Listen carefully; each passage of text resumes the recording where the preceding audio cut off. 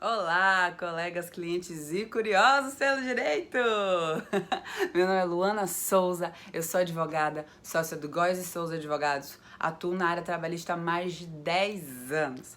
Hoje eu estou aqui falando diretamente de Salvador, Bahia, a pedido da Di Brasil, nesse que é o mês de conscientização sobre doenças inflamatórias do intestino, mais conhecido como Maio Roxo.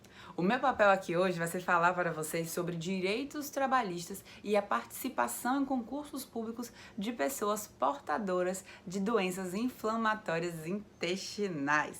Então, vamos ao primeiro tema.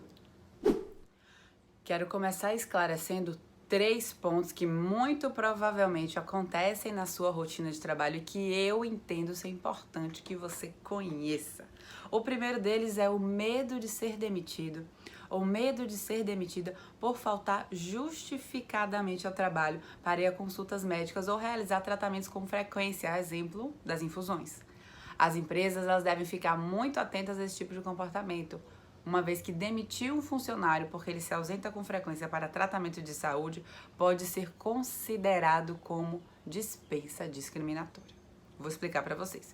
Dispensa discriminatória é o ato de demitir um funcionário devido à sua raça, ao seu estado civil, por ser portador de uma deficiência, dentre outros. E é aí que nós encaixamos, dentre outros, a doença inflamatória. A proibição da realização de dispensa discriminatória ela está prevista numa lei, a Lei 9.029 de 95, e a Justiça do Trabalho ela tem condenado as empresas em valores altos por danos morais quando configurada a dispensa discriminatória. Eu vou trazer para vocês aqui decisões recentes de 2020 aqui na Bahia, e elas têm condenado as empresas ao pagamento de 12 mil até 20 mil reais por danos morais devido à dispensa discriminatória de seus funcionários. Uma dessas decisões, vou trazer aqui como exemplo para vocês, foi sobre um funcionário que foi demitido às vésperas de realizar uma cirurgia urgente de hérnia e a condenação por essa dispensa discriminatória foi de 20 mil reais. Então, é importante que você fique atento, que você fique atenta para o fato de que, caso você seja demitido, tendo todas as suas faltas justificadas através de atestados, essa demissão ela pode ser sim discriminatória. Só que eu preciso deixar claro aqui que demitir um funcionário sem justificativa é um direito do empresário. O que não pode ser feito é a demissão por discriminação. Outra questão importante que vocês precisam observar, que eu sempre estou falando aqui, é em falta justificada. Ou seja, estou falando sobre a falta que ela é acompanhada de um atestado que você compareceu a uma consulta, que você foi realizar algum procedimento que justifique a sua ausência. Se você faltou em razão da doença, mas você não tem como justificar, isso não vai se enquadrar no que eu estou falando aqui, tá? Isso precisa ficar muito claro. Dessa forma, se você foi demitido ou demitida, não necessariamente terá sido por dispensa discriminatória. Como tudo no direito, nós temos que observar o caso concreto, ou seja, precisaremos entender o que aconteceu na sua relação de emprego e se isso fere ou não o princípio da não discriminação. Princípio esse previsto na Constituição Federal.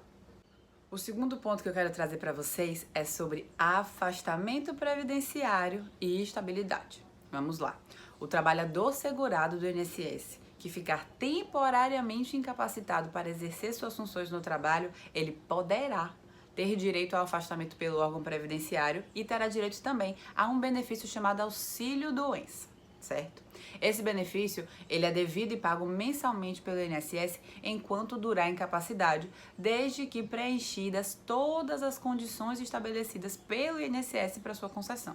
Assim, quando você se afasta por conta da doença inflamatória intestinal que você tem, ou seja, quando você preenche as exigências do INSS e apresenta atestado de mais de 15 dias seguidos de ausência, você passa a receber o auxílio doença comum, mais conhecido como B31, certo? Durante o período de afastamento, que pode durar meses ou até mesmo anos, você não pode ser demitido, você não pode ser demitida. Por outro lado, a empresa ela não é obrigada a recolher os depósitos de FGTS desse período. Muitas pessoas me questionam, é bem comum essa pergunta, sobre as férias. Como é que funciona em relação às férias?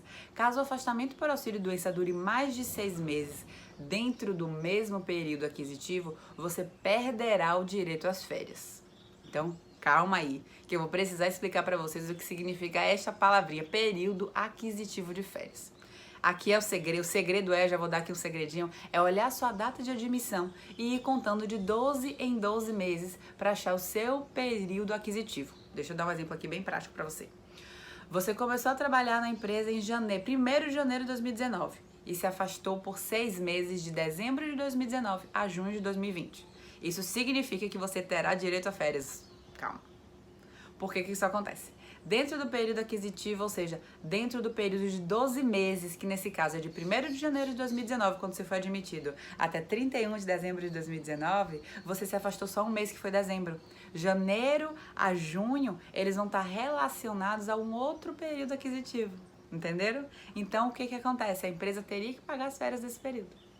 Agora, se por outro lado, a gente pega o mesmo período aquisitivo, 1º de janeiro de 2019 até 31 de dezembro de 2019, e a gente coloca um afastamento de maio a dezembro de 2019, nós temos que você se afastou por mais de 6 meses dentro do mesmo período aquisitivo, não tendo, portanto, direito a férias. Então, você pode acabar ficando afastado por 6 meses seguidos, por mais de 6 meses seguidos, e, na verdade, ter sim o direito às férias. Depende da avaliação do período aquisitivo. Ficou claro? Vamos lá. Seguindo em frente com o afastamento. Aí o período do afastamento passa, a sua incapacidade cessa e você volta a trabalhar. Nesse caso, o que eu preciso dizer de importante para você é que você não vai ter direito à estabilidade. O direito à estabilidade ele não vai existir por quê? Porque o afastamento ele não teve qualquer relação com a atividade que você exercia na empresa que você trabalhava.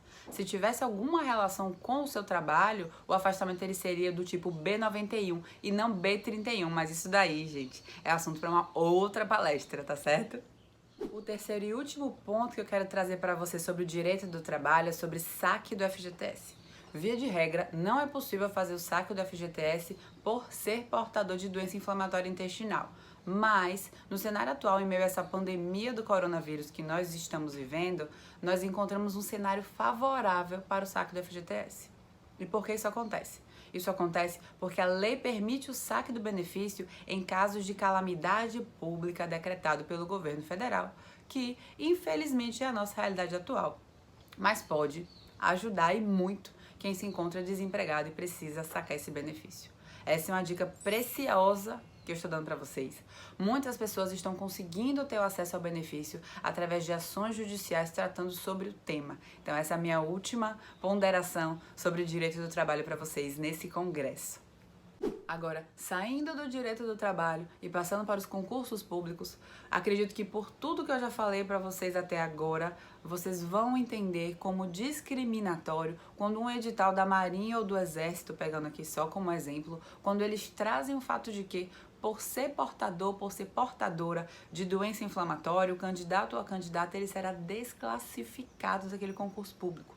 O Ministério do Trabalho e o Ministério da Saúde, eles são contra esse posicionamento das Forças Armadas, pois eles acreditam que a inspeção de saúde e de aptidão para exercer um cargo, ela fere os princípios da isonomia, da proporcionalidade e da dignidade da pessoa humana, que são princípios constitucionais, além de ser também uma restrição ao trabalho.